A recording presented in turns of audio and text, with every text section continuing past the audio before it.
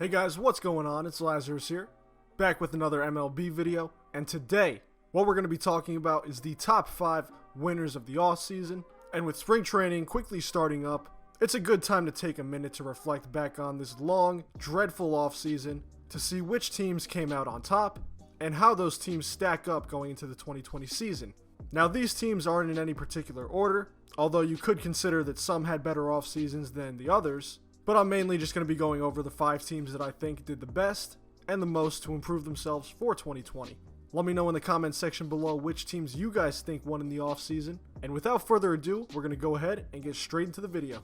So the first team we're going to be talking about is none other than my New York Yankees, who've had one of the most satisfying off seasons in quite some time, perhaps the most satisfying since I've started watching baseball, and we got a lot to go over here. So the first thing, they signed Gerrit Cole, of course, the guy that they've been trying to get for years, and they finally got their man, the $324 million deal over 9 years, with the full no-trade clause, and an opt-out after year 5, and I truly believe this is going to be a good deal for both sides. Gerrit Cole cashed in, he got his big payday, and the Yankees got the ace that they so desperately needed. And Gerrit Cole alone makes me so much more excited for the 2020 season compared to the 2019 season.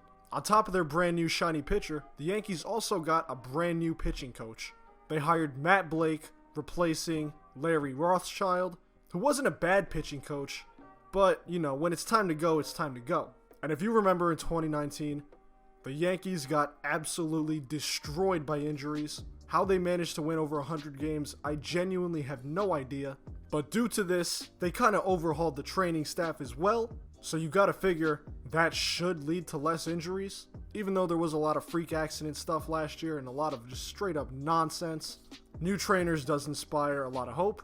And while they did actually lose Dellin Betances and Didi Gregorius, 2 fan favorites, to the Mets and Phillies respectively, they also finessed Jacoby Ellsbury, releasing him, and now it looks like they might not even have to pay the man. So when you put all of that stuff together, that's a pretty damn successful offseason, and I cannot wait to see how they do in 2020. The second team we're going to be talking about here is the Cincinnati Reds, who had a very busy offseason signing free agents. The most notable guys they got were Mike Moustakas to a 4-year, $64 million deal, Nick Castellanos to a 4-year, $64 million deal, and Shogo Akiyama to a 3-year, $21 million deal. And they also picked up Wade Miley for 2 years and $15 million, and Pedro Strop for 1 year and $1.8 million. And last year, the Reds are one of those teams that I thought had a pretty good chance to sneak into the playoffs, but now looking at their roster, they are so much more solid compared to 2019 that I think they can make a serious run at it. Of course, Sonny Gray's trade last year worked out pretty well for him. They picked up Trevor Bauer at the deadline last year, and having Wade Miley to round out the rotation is pretty damn good, considering Luis Castillo is pretty good as well.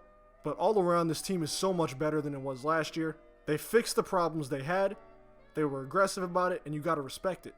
And that NL Central is going to be a tough division for sure, but this is one team that I think is going to benefit immensely from the moves they made. The next team we're going to be talking about is the Chicago White Sox, who also had a very busy offseason making free agent moves, the first of which being Yasmani Grandal, one of the better catchers in baseball, who they signed to a 4-year, $73 million deal. And for the catching position, they also brought back James McCann on a 1-year deal, which gives them one of the best catching corps in the whole league, but they didn't stop there. They brought back Jose Abreu on a 3-year, $50 million deal. They re-signed Gio Gonzalez. They signed Dallas Keuchel to a 3-year, $55.5 million deal. They traded for Rangers outfielder Nomar Mazara, who's still only 24 years old somehow. And finally, they signed Edwin Encarnacion to a 1-year, $12 million deal, and Steve Cishek to a 1-year, $6 million deal. Now, they still have some kind of little moves they got to make before I think they're going to be 100% ready to compete, mainly because of the next team we're going to be talking about, but the White Sox have made a lot of steps in the right direction. You could tell that they're trying to win, and you don't see that too often in today's game anymore. But I really think the White Sox are one big player or one big pitcher away from being in it 100%. And I think to get that one big guy, they're going to have to let go of some of those sweet prospects. Who this big player they need could be, I don't know. But they're definitely going in the right direction. And I'm excited to see all that young talent mixed with solid veterans go to work in 2020. The next team we're going to be talking about is the Minnesota Twins, who I did not expect to win over 100 games last year. but they did have one of the best offenses in baseball, and you know what? They improved on it. Of course, the big move being Josh Donaldson, who proved that last year in Atlanta he could still be one of the better players in baseball, and now he fills one of the Twins' biggest holes, and they add yet another lethal bat to that already deadly offense. On top of Josh Donaldson, they also got Homer Bailey, who bounced back pretty nicely with the Royals last year, Rich Hill, who's been a serviceable starting pitcher for the last 4 years. They completed the trade for Kenta Maeda, who's also been very solid as well, and they also brought back Michael Pineda and Jake Odorizzi, re-signing both of them. And they have had a very successful offseason, but I still think that the Twins are one top starting pitcher away, and I also think they're going to have to swing a trade for a top guy at the deadline, and that's going to be what puts them over the top. Of course, once they get to the playoffs and they have to face the Yankees, you never know what's going to happen, but they should definitely do that to put the cap on what's been an already great offseason. And finally, the last team we're going to be talking about is the Texas Rangers, who most notably have a new ballpark this season, which I still have not seen yet at all. But from the concept images from 3 years ago, looks like it's going to be pretty nice. But as for their baseball moves, I think it's fair to say they have one of the most improved rotations in all of baseball. After Mike Minor and Lance Lynn both had pretty good years last year, they decided, screw it, we're going to build around those guys.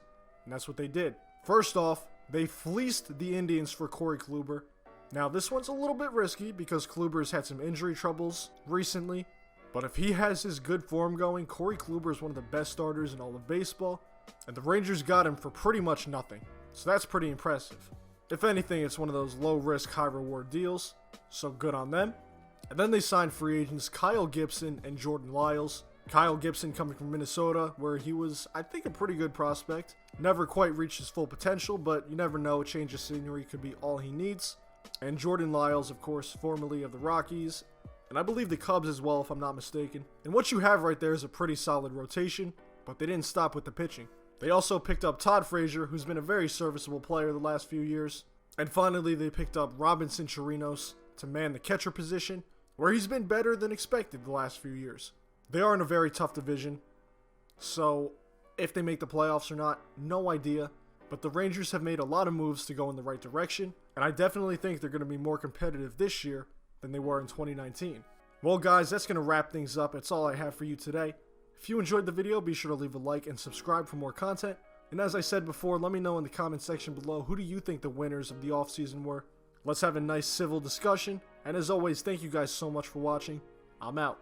Peace.